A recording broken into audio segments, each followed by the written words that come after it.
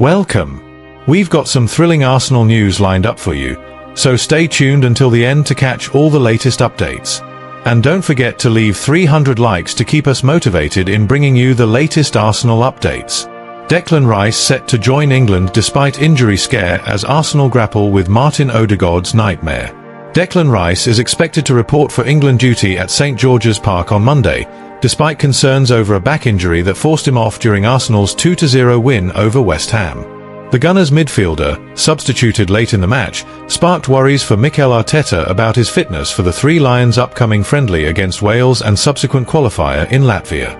Meanwhile, Harry Kane has given a thumbs-up to his own availability after a foot niggle, having bagged a goal in Bayern Munich's 3-0 rout of Eintracht Frankfurt on Saturday. However, it's grim news for Arsenal's captain, Martin Odegaard, who has pulled out of Norway's squad for matches against Israel and New Zealand due to a medial collateral ligament injury in his left knee, sustained in the first half against West Ham. Arsenal's statement confirmed Odegaard, spotted hobbling off with a knee brace, will undergo further assessment and treatment at their Sober Realty training centre during the international break, with hopes of a swift return to the pitch. Luis Enrique speaks out on Arsenal cement top spot with 2-0 win over West Ham. Arsenal solidified their position at the summit of the Premier League interlude with a comfortable 2-0 victory against West Ham United at the Emirates Stadium yesterday. Much like their midweek triumph over Olympiacos in the Champions League, this win felt almost routine, showcasing the relentless strength of Mikel Arteta's side, even if it wasn't always a spectacle. The match kicked off with excitement as the starting 11 revealed Martin Odegaard and Eberechi lining up together for the first time. The duo showed early promise, with Odegaard slipping a fine pass to Jurrien Timber, whose shot was saved by the West Ham keeper. Meanwhile, will be ruining a close-range chance that somehow sailed over the bar, leaving Arsenal fans holding their breath. However, the mood shifted when Odegaard suffered a knee knock in the 20th minute after a clash during West Ham's spell of possession. Despite receiving treatment, he crumpled in the next phase of play and was substituted by Martin Zubimendi on the half-hour mark. This marked an unfortunate record for the captain, who became the first Arsenal player to be subbed off before half-time in 3 consecutive home matches.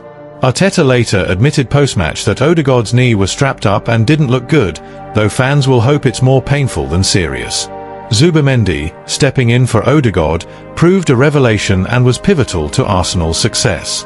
The Spanish international brought composure, range of passing, and defensive nous. Only Timber outperformed him in successful tackles, and Zubimendi played a key role in both goals. For the opener, his precise pass found ease in the box, and when the keeper parried Ea's shot, Declan Rice pounced with a sublime half-volley finish. Paris Saint-Germain boss Luis Enrique, watching the game, was full of praise for Rice. From the first whistle, Rice showed why he's one of Europe's top midfielders. He controlled the game's tempo, defended smartly, and his goal was a moment of real quality. Arsenal are lucky to have him, and this win highlights his impact. Enrique's comments underscored Rice's growth since joining the Gunners. The second goal came from a penalty in the second half, following a foul on Timber sparked by another Zubimendi pass. While some debated whether the foul, which began outside the box, warranted a penalty, the laws of the game are clear. A defender holding an attacker from outside into the penalty area justifies the call. Bukayo Saka, marking his 200th Premier League appearance, coolly dispatched the spot kick, sealing the win. His decision to take the penalty, despite Victor Gyoke's 6-game goalless streak, was backed, given Saka's role as the designated penalty taker. Some fans questioned whether Gyoke should have been given the chance to break his drought, but Arteta was pleased with the Swede's work rate and remains confident his goals will come. Meanwhile, Rice requested to be substituted in the second half due to a back issue, adding to Arsenal's injury concerns ahead of the international break. Post-match, Arteta hailed his team's mentality. "West Ham beat us twice at home in the last 2 seasons. This was a chance to put that right, and we dominated, kept a clean sheet, and showed real character," he said, celebrating his 300th win as Arsenal boss.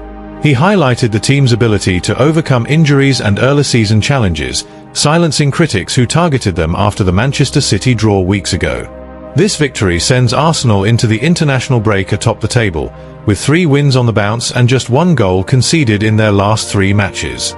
While the season remains a marathon, their ability to grind out results with efficiency bodes well. With Odegaard and Rice now doubtful for international duty, Arteta will hope the break allows his key men to recover as Arsenal aim to maintain their title charge.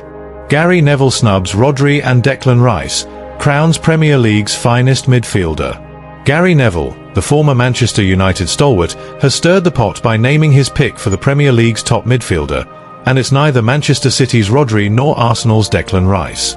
During his illustrious career at Old Trafford, Neville racked up over 600 appearances, bagging 7 goals and thriving under Sir Alex Ferguson's stewardship.